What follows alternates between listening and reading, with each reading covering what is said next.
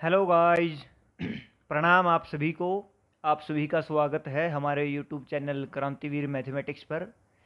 जैसा कि आप स्क्रीन पर देख रहे हैं, इस वीडियो में हम डिस्कस करेंगे CSIR जून 2023 का एक क्वेश्चन, रियल एनालिसिस का एक क्वेश्चन है, जिसमें बात करेंगे हम यूनिफॉर्म कंटिन्यूटी की। सबसे पहले इसमें क्या है कि 0 1 ओपन इंटरवल पे यूनिफॉर्म कंटिन्यूटी पूछी है। इसमें कुछ ऑप्शन हमको दिए हैं। तो इसमें हम क्या देख रहे हैं, सभी में 1/x जैसी टर्म्स मैक्सिमम ऑप्शंस में हम देख रहे हैं। तो 0 पे 1/x की लिमिट कंटिन्यूटी में हमको पता है कि उसकी कंटिन्यूस होने में उसके और लिमिट एग्जिस्ट उसकी नहीं करती है। तो उसी तर्ज पे हम इसमें क्या डिस्कस करेंगे। देखिए, यदि हम एग्ज़ाम में हैं और हमको टाइम सेविंग तरीके से इस सम को करना पड़े, तो उसको हम कैसे डील करेंगे। हमको एक बात पता होनी चाहिए, यदि कोई भी फंक्शन हमारा यूनिफॉर्म कंटिन्यूस है किसी भी ओपन इंटरवल पे, ये हमारा कोई भी ओपन इंटरवल है, ये हमारा वाई एक्सिस है।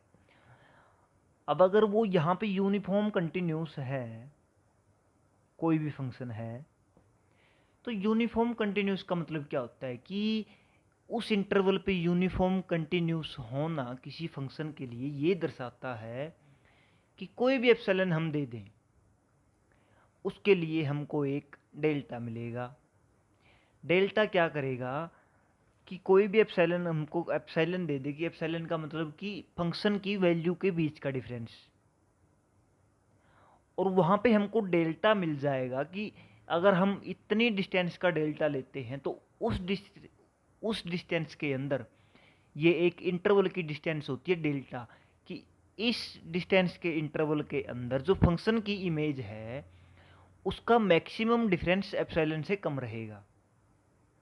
यानी कि मान लीजिए हमको डेल्टा दे दिया, इतना डेल्टा हमको दे दिया, ये डेल्टा, ये कहेगा कि इस इंटरवल में, इस लेंथ के इंटरवल में, इस इंटरवल को चाहे आप यहाँ लगा दो, यहाँ लगा दो, यहाँ लगा दो, या यहाँ, इस पूरे इंटरवल पे जहाँ पे फंक्शन यूनिफॉर्म कंटिन्यूस है, उस पे इतनी लेंथ के अंडर जो भी इमेज आएगी, इतनी लेंथ के अंदर डोमेन की इस लेंथ की जो भी हमारे पास रेंज आएगी, उसमें मैक्सिमम डिफरेंस, यानी कि fx minus fy less than epsilon रहेगा गिवन एप्सिलॉन के लिए।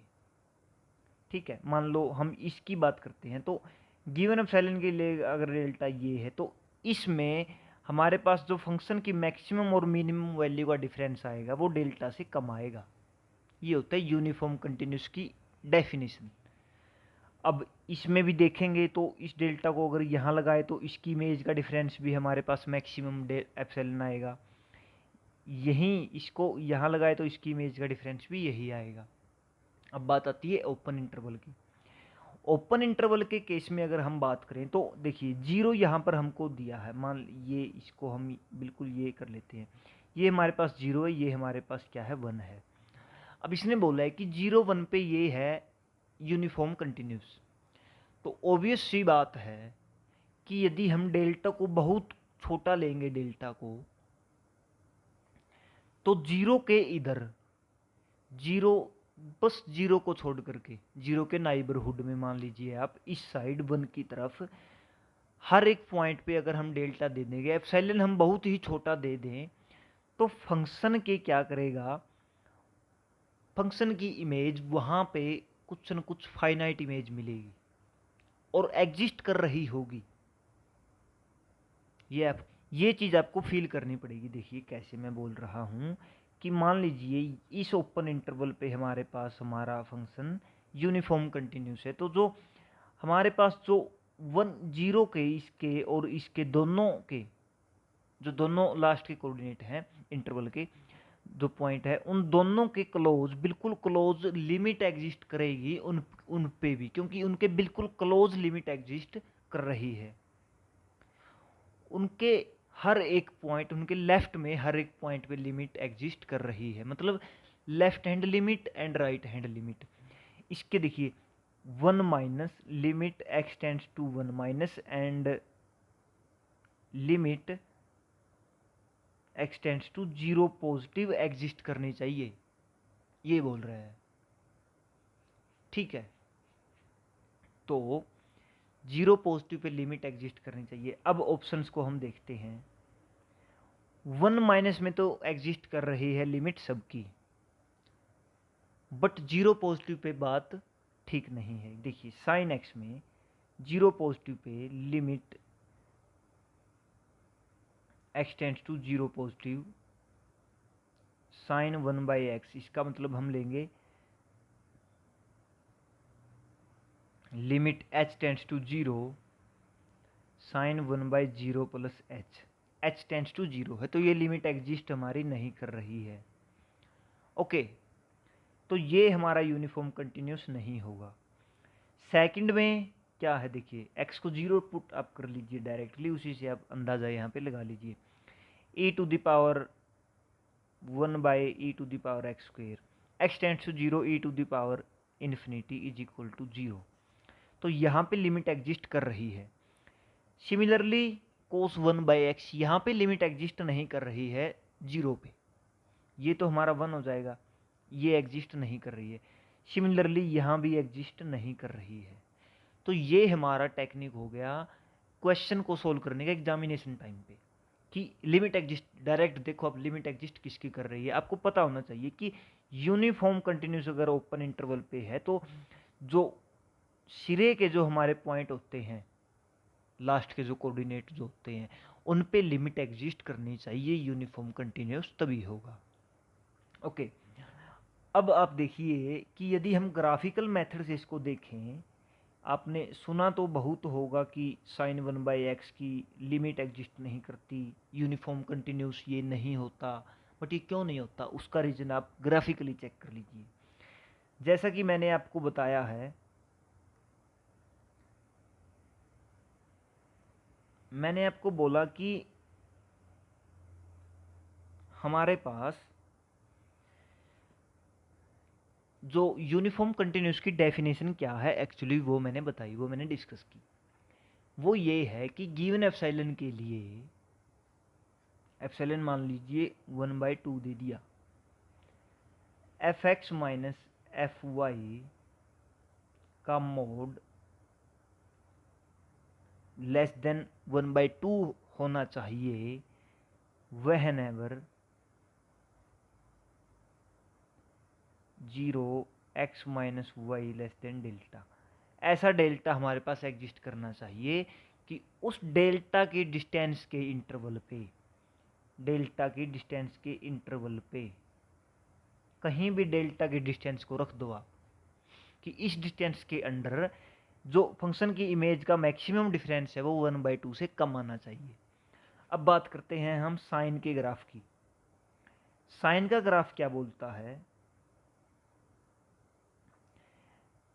जैसे जैसे साइन 1/x का ग्राफ 0 के क्लोज आता जाता है तो ये बहुत क्लोज आता जाता है खुद में भी, इसका ये काम है।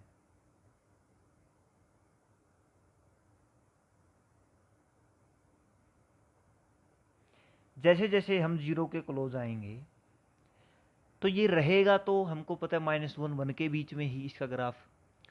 बट जैसे जैसे हम 0 के क्लोज आते हैं तो ये ग्राफ स्प्रिंग की तरह बिल्कुल बिल्कुल क्लोज होता जाता है। जैसे यहाँ से ये ग्राफ आएगा, इस साइड से ये ग्राफ आएगा ऐसे ऐसे, थोड़ा खुलता खुलता खुलता खुलता, यहाँ पे जैसे जैसे आता जाएगा ये बिल्कुल ही मिलता जाएगा ऐसे ऐसे ऐसे ऐसे ऐसे। तो इसका मतलब क्या हुआ, हमको यहाँ पे ऐसा डेल्टा ही नहीं मिलेगा कि जहाँ पर इसकी वैल्यू मैक्सिमम वैल्यू, मतलब maximum difference between fx and fy 1/2 हो जाए।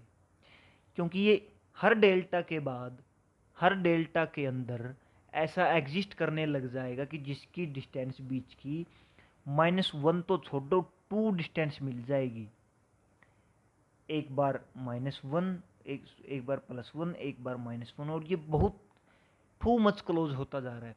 डेल्टा को आप कुछ भी ले लो तो उसके लिए हमको वो क्या मिल जाएगा, fx fy मिल जाएगा 0 के क्लोज। अगर हम डेल्टा को 0 के क्लोज लगाते हैं, डेल्टा वाले डिस्टेंस को, मतलब डेल्टा वाले डिस्टेंस को यहाँ पे अगर हम अप्लाई करते हैं तो वो वहाँ पे 2 के डिफरेंस को भी मेंटेन कर देगा, साइन 1/x का फंक्शन है जो, ग्राफ है जो। ओके, तो ये प्रॉब्लम इसमें आती है साइन 1/x के ग्राफ में। यही प्रॉब्लम कहाँ आती है? कोस 1/x के केस में भी यही प्रॉब्लम आती है।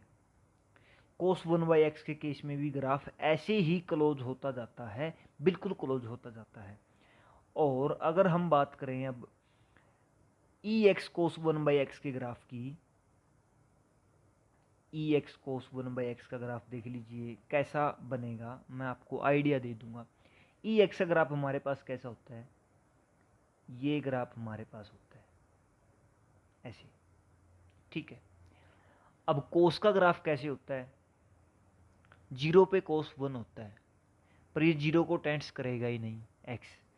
तो इसका ग्राफ भी यहाँ पे ऐसे ऐसे ऐसे ऐसे बिल्कुल क्लोज होता, फिर ये स्प्रिंग की तरह खुलना स्टार्ट होगा। और ये ex जो है ये ऊपर और नीचे दोनों साइड पे सेम इफेक्ट देगा, क्योंकि ex की just multiplication, ex positive number की मल्टीप्लिकेशन है, कोस की वैल्यू ऊपर नीचे नेगेटिव पॉजिटिव होती जा रही है, तो ये अपना इफेक्ट दोनों साइड दे देगा और इसकी वैल्यू ऐसे होती जाएगी। वही दिक्कत इसमें आएगी। देखिए 0 पे जब ये ग्राफ होता है तो यहाँ पे वैल्यू इसकी 1 होती है, और 0 के जस्ट राइट में भी इसकी वैल्यू 1 के अप्रोक्सीमेट कुछ वैल्यू होती है ex की। तो यहाँ पर कोस भी साइन वाली प्रॉब्लम दे देगा कि हमें कोई भी डेल्टा ले लें, कोई भी डेल्टा चूज कर लें, उसके अंदर ऐसे पॉइंट मिल ही जाएंगे कि जिसके बीच की डिस्टेंस हमारे पास 1 से भी बड़ी हो जाएगी अप्रोक्सीमेटली। एप्सिलॉन तो हम कुछ भी चूज करते हैं बाय डेफिनेशन, 1/2, 1/4, 1/6, 1/n, मतलब कुछ भी हम सपोज कर सकते हैं, बट एटलीस्ट वहाँ तो 1 से भी बड़ी वैल्यू हमको दे देगी, ऐसा भी फंक्शन मिल सकता है। ऐसी वैल्यू भी f(x, y) की हमारे को मिल सकती है जो 0 की बिल्कुल क्लोज वैल्यू होगी। और यही प्रॉब्लम नेक्स्ट फोर्थ ग्राफ में आती है कि cos x cos π/x की जो वैल्यू है, अब यहाँ पे cos x का ग्राफ तो अपने हिसाब से चलेगा ऐसे, ये चल रहा है भाई। अब यहाँ पे जो cos x का जो ग्राफ है, यदि यहाँ पे हम बात करें, यदि यहाँ पे हमारे पास sin x का ग्राफ होता, cos x की जगह sin x होता, तो हमारे पास ग्राफ ऐसे आता। और ऐसे ग्राफ अगर आता तो cos π/x का ग्राफ हमारे पास जो क्लोजनेस होती है वो 0 को साथ में ही अप्रोच करा देती, तो ऐसा ऐसा ग्राफ ये यहाँ से आता और फिर आगे खुलना स्टार्ट हो जाता, तो हमको ये प्रॉब्लम ना आती इसकी। लेकिन यहाँ पे इसकी प्रॉब्लम हमको आएगी, cos x के केस में ये प्रॉब्लम है, क्योंकि cos 0 पे हमारे पास क्या होता है 1, और 1 के केस में फिर से ये ग्राफ ऐसे ऐसे मूव करेगा।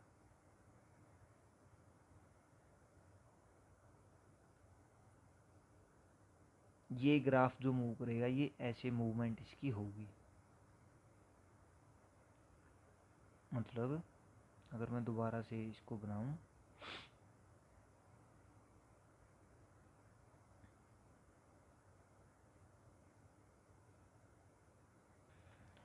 तो देखिए cos π/x की मूवमेंट यहाँ पे आकर के बिल्कुल इसके क्लोज 0 के राइट साइड में ऐसे हो जाएगी, और फिर ये खुलना स्टार्ट होगा, फिर ये ऐसे चलेगा।